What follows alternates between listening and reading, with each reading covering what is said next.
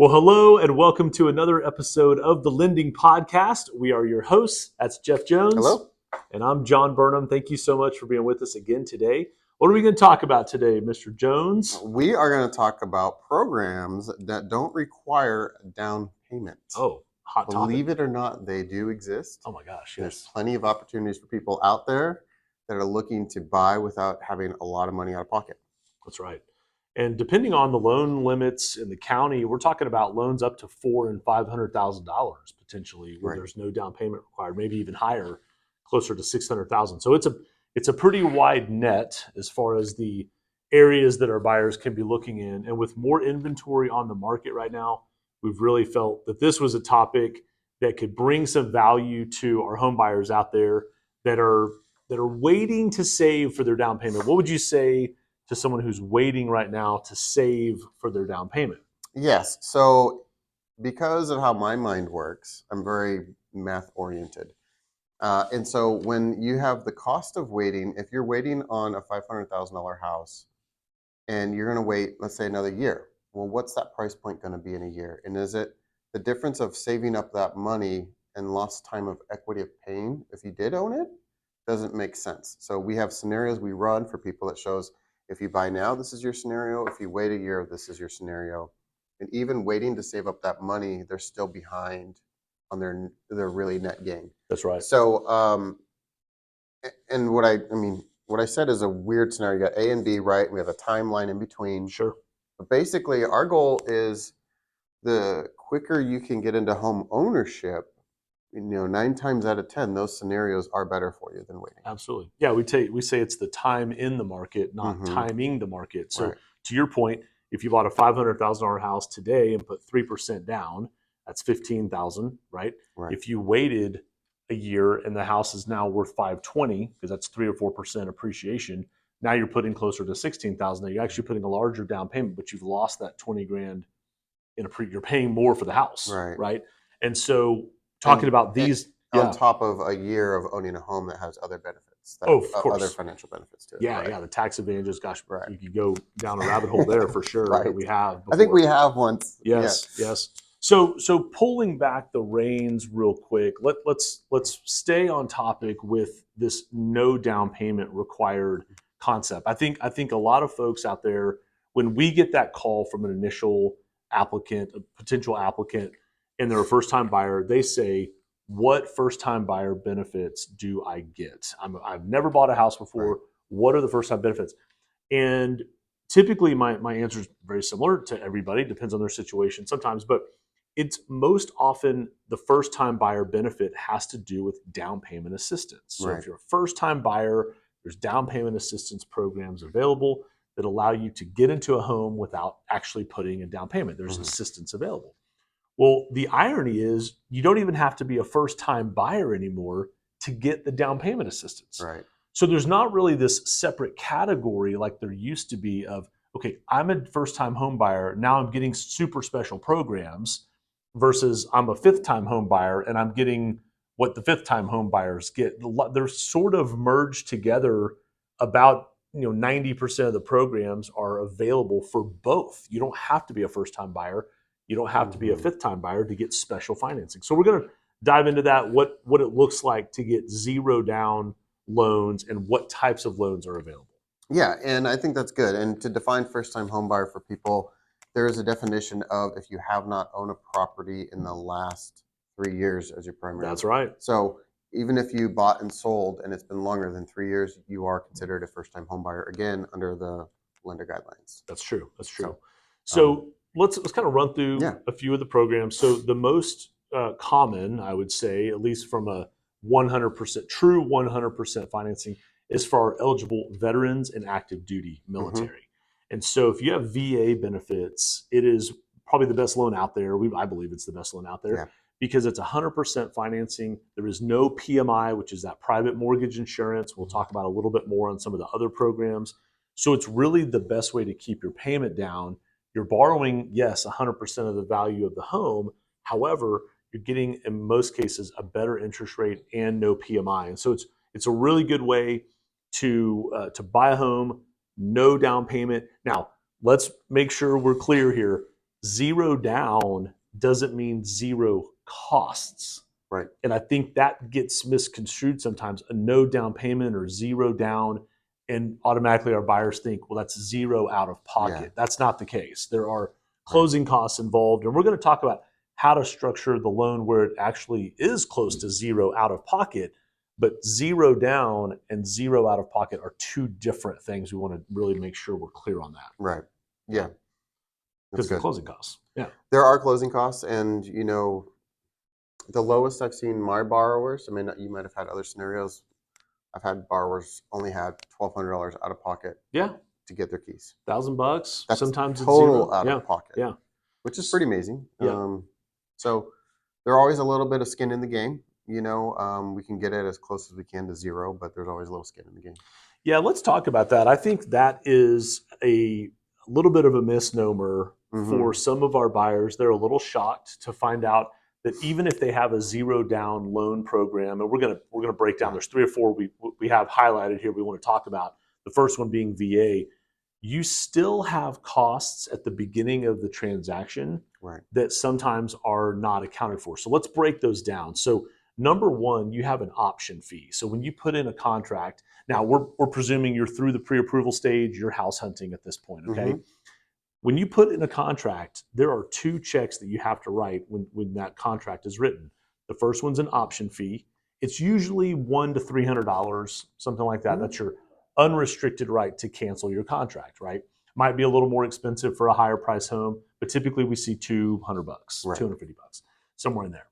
The next check at the time you sign the contract is your earnest money check. And your earnest money check is usually 1% of your purchase price. So if you're buying a $300,000 house, you're paying a $200 check roughly and a $3,000 check, which is $3,200. Well, wait a second, John, I thought you said that you could do a zero down loan. Well, yes, at the end of the day, when you get to closing, there may be no down payment required, but the initial deposit on the contract is going to require you to write some checks.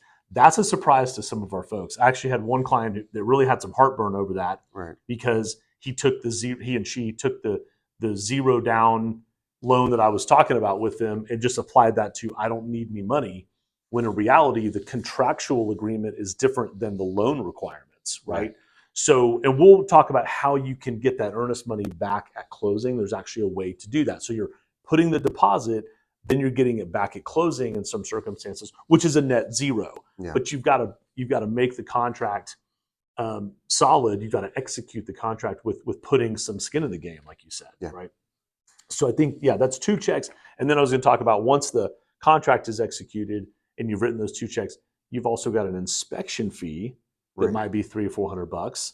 And then you will have that appraisal fee, which is so you've got some upfront costs that are staggered a little bit.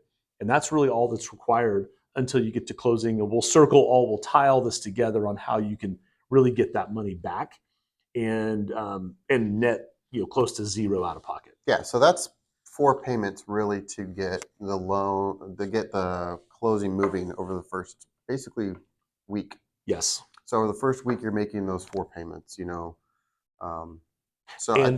each one of those 4 payments can be gift funds on the different programs that we're going to outline. So if you need to get a $5,000 gift from a family member to cover your option fee, to cover your earnest money, cover your inspection, cover your appraisal, that's acceptable. And so it just needs to be discussed up front so we know as your lender where that money is coming from. It doesn't have to come from your checking account, but it needs to be documented. Good. So we talked about, programs that don't require down payment, that don't have to be first-time home buyer requirements. We talked about there usually is some kind of dollar amount that's, still needs to be paid out, even though you're doing zero down, and sometimes that can be gifted. What kind of homes can be this for? Yeah. So single families. Single-family homes? Most often. There are some programs that will allow for a duplex. So if you're thinking about buying a duplex, living in one side, renting out the other side to offset some of that mortgage payment, I'm a huge proponent of that. I think it's awesome in certain circumstances. So some of these programs will allow that. So you've got VA, which is 100% loan. You've got USDA. We've talked a little bit about the United States Department of Agriculture loan before. It is designed for more rural properties, and rural is as designed by the census map, which is redrawn every 10 years. So in 2020, the most recent census was done. They redrew those USDA maps to determine what areas are just outside the populated suburban areas. But it's in the greater Austin area. Of course, we're in Central Texas. It could be places that are 20, 30 minutes from downtown. It's not necessarily 4 hours out in the country. And these are designed to encourage growth in outlying areas and does not require a down payment. USDA does not require a down payment, 100%. Okay. On USDA, I really like when we talk to our borrowers that are pre-approved and we know they're house hunting and they're in an area that's bordering a USDA area. Yep. It's always good for them. I let them know, like, whatever houses you're looking at, it looks like it's near a USDA area.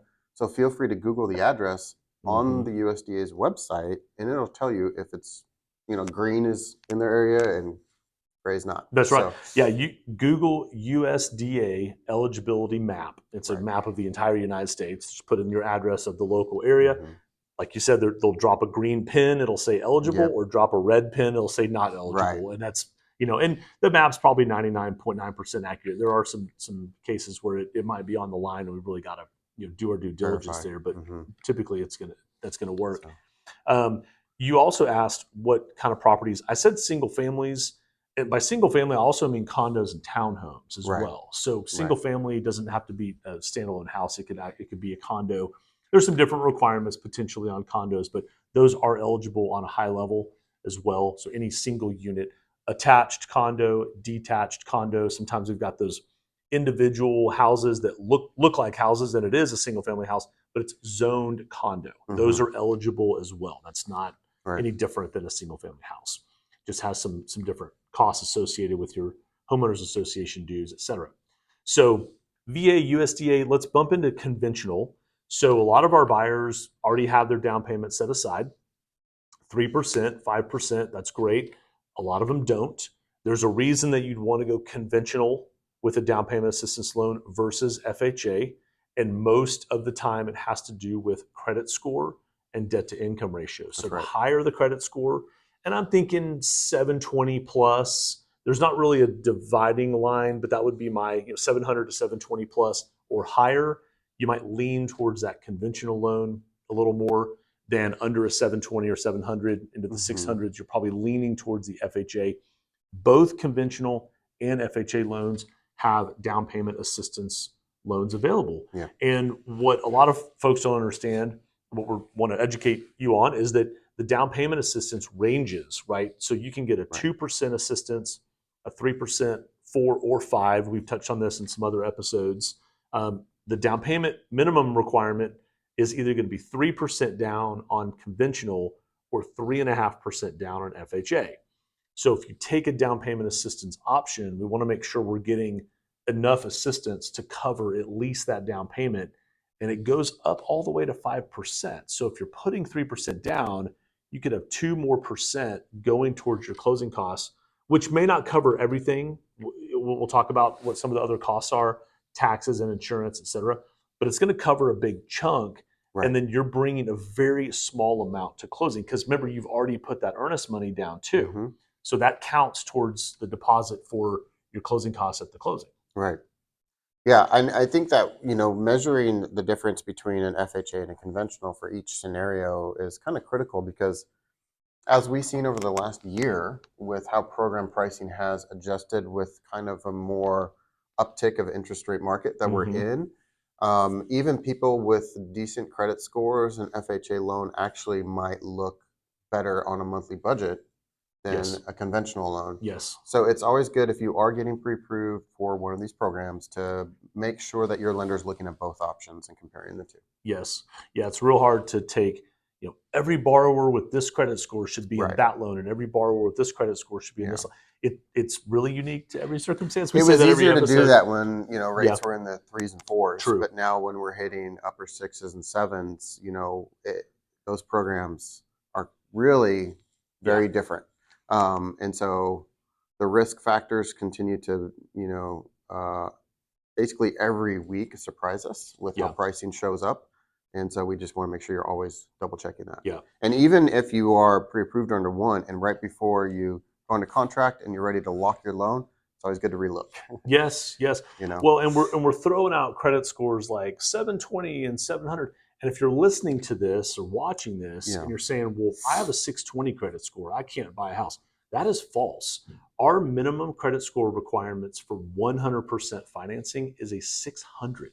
Yeah. You can be down at the 600 level in credit score. And again, we understand things happen. There are bad things happen to good people when it comes to credit, or you might have had an account that you didn't even know was on your credit score. You might have had some fraudulent activity, et cetera. So you're battling through building that credit score up. Have that conversation. See if you're eligible, because if you have a 610 credit score, I've got a closing today and the credit score is under a 620. And they are putting a little bit of money down because they've been saving, but they could have been eligible for a down payment assistance loan. So I think that's the biggest takeaway here, is that credit scores down to a 600 do not require perfect credit. You can still get down payment assistance. And there are a couple other factors that could really drive some buyers off the bench here. What I'm about to say is you can have a cosigner. Right. So you can get down payment assistance with a 600 credit score. Mom or dad can cosign, or brother, sister, whoever, and you do not have to be a first-time home buyer. And here's another kicker. You can even own other property. You can own other property. Maybe you inherited a property, or you have this piece of land you bought 10, 15, 20 years ago, kind of forgot about it, haven't ever built on it. And another lender said, oh, well, you're a homeowner, so you don't qualify for down payment assistance. That is not true. Right. You can absolutely qualify. So there are programs, and every situation is so unique. So this episode really is about re-educating our listener base that no matter what your circumstances, financial circumstances, there could be a plan for you, an opportunity for you to get into a home for little to no money down. And so we've talked about the down payment being covered either through a grant or a down payment assistance bond loan. We won't go into specifics on kind of how those work in this episode. We can certainly want to talk to you about it if you have questions. Let's talk about closing costs.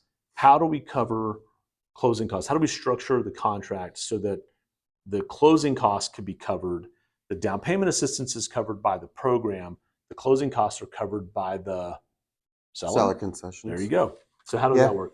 Yeah, and we have a whole podcast on this that goes really into detail, so feel free to check that episode out. But the beauty of seller concessions is starts before the offer is put in. It really starts between the conversation of the lender and the real estate agent, so that they know what the structure could look like and would be the most ideal scenario for the buyer. And so that conversation needs to happen, number one. And so number two, when the offer goes in, when the realtor is asking for, here's our best offer forward, we would like to buy this house for this, we would like seller to help participate in the buyer buying this by offering concessions back that'll cover their closing costs.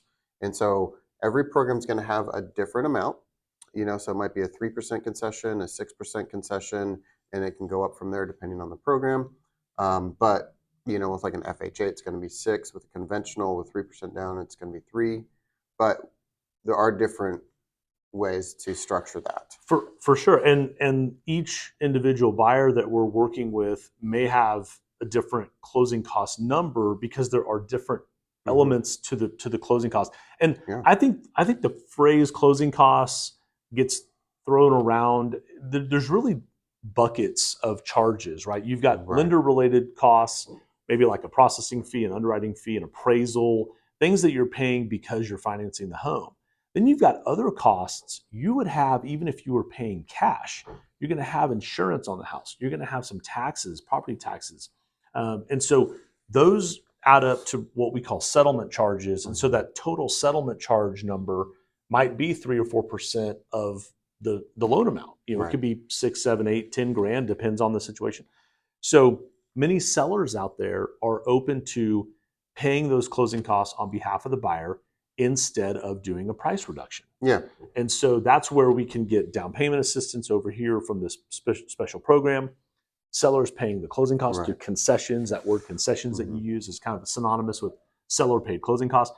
All of a sudden, you've got closing costs covered here, down payment covered here. You've put maybe a little bit of money into the deal, the equivalent of 1 month of rent. I mean, if you're renting right now, you're spending basically 1 month of rent, and now you're a homeowner. Right.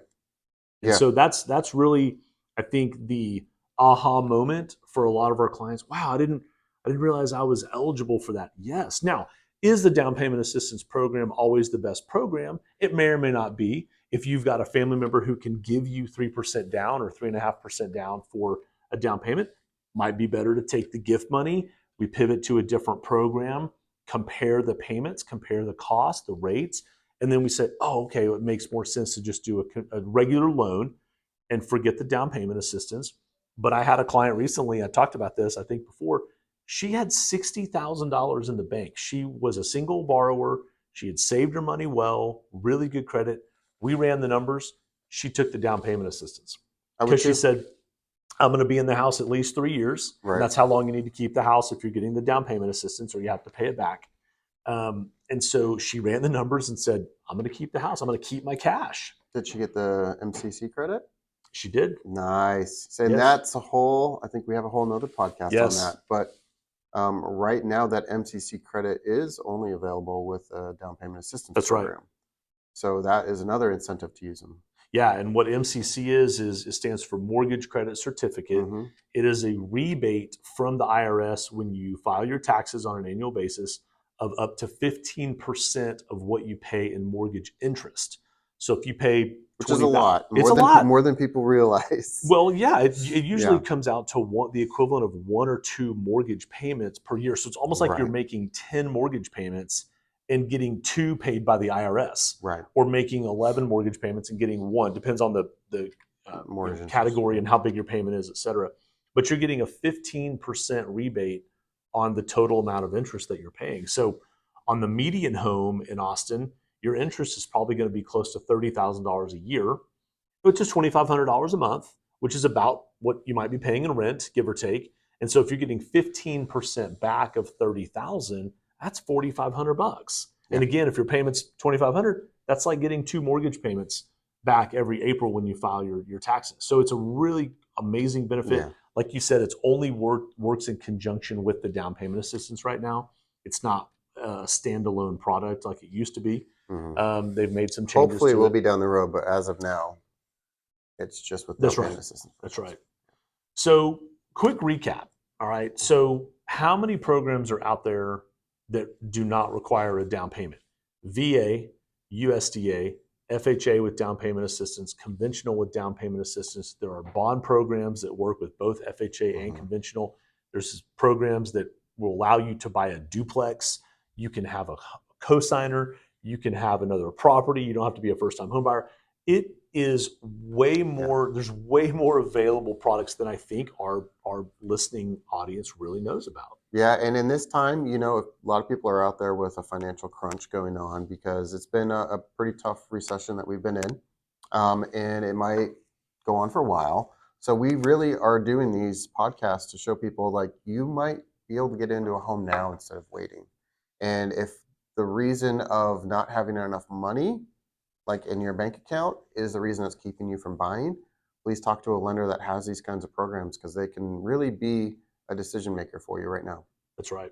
And I think one of the little bit of resistance that we've felt or heard or talked about with down payment assistance is typically the rates are slightly higher than market rate when you borrow. When you get the purchase money loan using a down payment assistance product, the rate's typically going to be slightly higher than what the market rate would be, because you're getting the down payment as a grant or a second lien in some cases, and this down payment assistance is provided for you. However, some of the programs even offer those temporary buy downs, right? So you get a interest rate relief for the first couple of years.